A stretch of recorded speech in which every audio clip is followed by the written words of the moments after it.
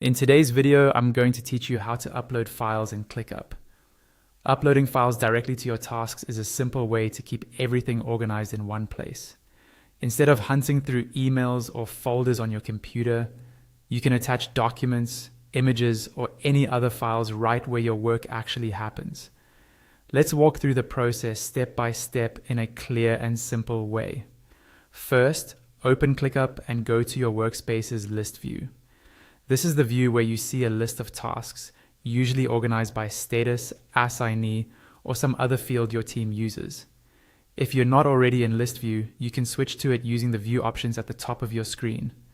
Make sure you're in the correct space, folder, and list so that you're looking at the tasks you want to work with. Next, find and click on the specific task where you want to upload files. This could be a task for a project, a bug report, a content piece, or anything else you're tracking. When you click on the task, a panel or window will open showing you all the task details, such as the description, comments, subtasks, and activity. Once the task is open, scroll down toward the bottom of the task panel. There, you'll see an area dedicated to attachments or files, along with an option to upload.